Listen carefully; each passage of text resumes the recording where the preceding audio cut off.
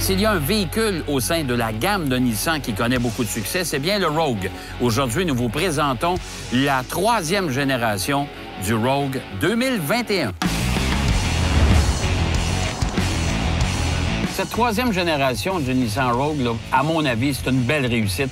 C'est une très belle amélioration d'un véhicule qui était déjà populaire, qui avait déjà conquis le cœur de beaucoup d'acheteurs au fil des années. Ce qui a changé, évidemment, l'apparence. Le véhicule est vraiment pas pareil. Plus carré, plus musclé. Moi, j'aime ça.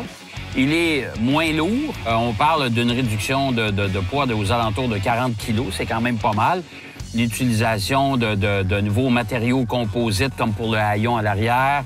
Le capot, les portières, beaucoup d'aluminium aussi, ce qui vient alléger la masse. Contrairement à la deuxième génération du Rogue, il est un peu plus court et un peu plus bas. Mais pourtant, à l'intérieur, il est encore plus spacieux. On a le choix, encore une fois, des modèles traction ou à rouage intégral. Sauf pour la version Platinum, la version la plus équipée. Elle est disponible seulement en version rouage intégral. Un seul moteur, un seul groupe motopropulseur, le moteur 4 cylindres de 2,5 litres. Alors, ce moteur-là est couplé à une boîte CVT qui est efficace. On ne la sent pas beaucoup. Si on passe à l'habitacle maintenant, c'est une version 5 places, bien sûr. L'aménagement, la présentation générale, c'est très réussi, c'est très relevé.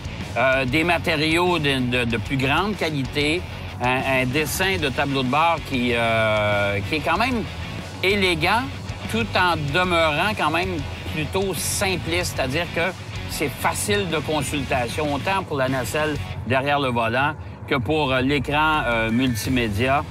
Tout est à portée de main, bien sûr.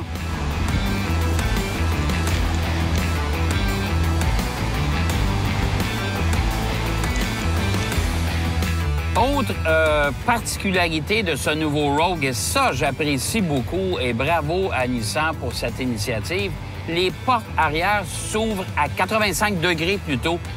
Ça, là, je vous le dis, là, ça vient d'ouvrir la partie arrière beaucoup plus facilement. Je donne un exemple. Les jeunes papas ou les jeunes mamans qui ont des enfants, je peux vous parler en connaissance de cause. J'ai une fille qui a deux jeunes enfants avec 2 sièges de bébé. Aller porter les sièges à l'arrière, c'est déjà plus compliqué. Et déjà, aller installer les enfants dans les sièges aussi, ça demande quand même quelques contorsions. Ça va vraiment faciliter la tâche.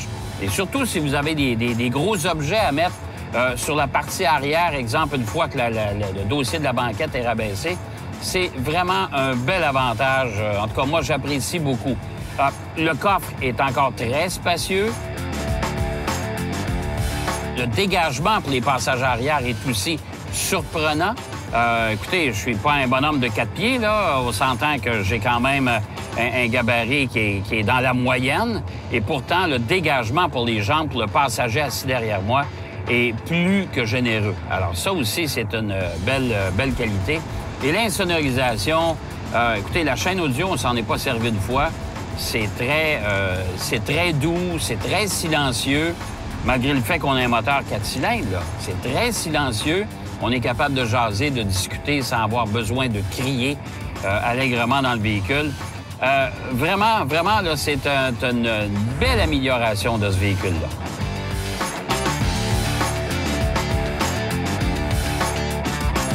Ce Rogue de troisième génération, c'est une belle réussite. C'est surtout une grande amélioration. Autant sur le plan de l'insonorisation, du confort, de la douceur de roulement. C'est un véhicule qui est vraiment bien achevé, si on peut employer le terme. Mais chose certaine, je suis convaincu chez Nissan qu'on réussira à maintenir le rythme de vente élevé du Rogue avec cette troisième génération. Ça vaut le coup d'aller l'essayer.